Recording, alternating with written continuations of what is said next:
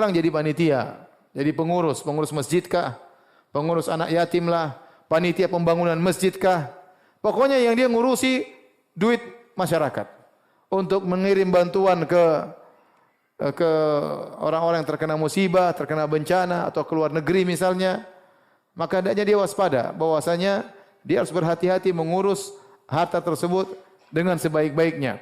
Kalau kita saja ngurus duit kita, terkadang kita pelit, kita perhitungan, kita tidak ingin uang kita terbuang sembarangan, apalagi ngurus uang orang lain. Apalagi ngurus uang orang lain. Oleh karena saya sampai baca tentang Syekh Utsaimin rahimahullahu taala, ya, bahwasanya beliau tatkala mengumpulkan dana untuk bangun masjid, bahkan kalau di uang tersebut untuk dibangun menara, beliau agak berat.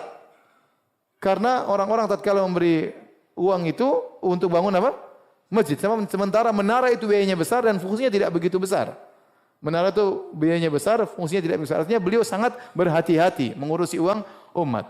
Sampai disebutkan beliau tatkala membuat yayasan atau membuat suatu jum'iyah, ya, kemudian dibuat papan nama, beliau bilang jangan pakai uang masyarakat, pakai uang saya aja, ya. Beliau tidak memakai uang masyarakat karena masyarakat tentunya tidak membantu untuk buat masalah ini, buat papan nama, ya. Jadi maksud saya hati-hati kalau kita mengurus uang masyarakat. Ini uang orang, kita akan diminta pertanggungjawaban oleh Allah Subhanahu wa taala. Lebih hati-hati daripada mengurus uang sendiri. Kalau uang kita enggak ada masalah, mau habis enggak ada masalah, itu uang kita sendiri. Tapi kalau uang orang lebih hati-hati, ya. Maka hati-hati bagi para pengurus, ya. Kalau ngumpulin dana, hati-hati Anda bertanggung jawab kalau ngumpulin dana, ya.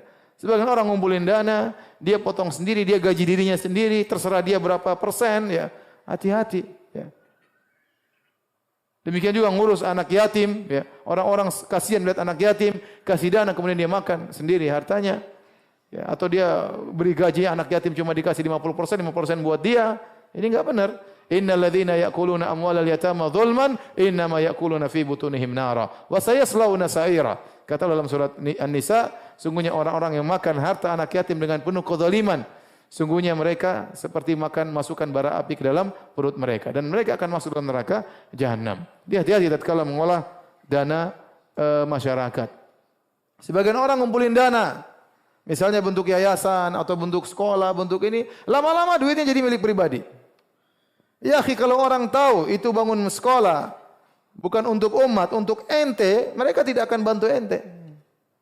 Orang-orang itu kasih bantuan untuk manfaat kepada masyarakat, bukan untuk antum kelola, antum ambil untung sebanyak-banyaknya, untungnya masukkan kantong pribadi.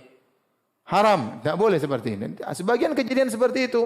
Bangun yayasan, kemudian orang-orang bantu dari nol, kemudian besar, akhirnya jadi milik keluarga. Sejak kapan yayasan jadi milik keluarga Anda? Kalau ada masyarakat dulu tahu bakalan seperti ini, enggak ada yang membantu Anda meskipun hanya 1 rupiah, enggak ada. Maka bertakwalah kepada Allah, nasib Anda bahaya pada hari kiamat kelak. Makan tidak amanah, memakan uang titipan masyarakat yang harusnya buat umat, Anda gunakan untuk kantong pribadi.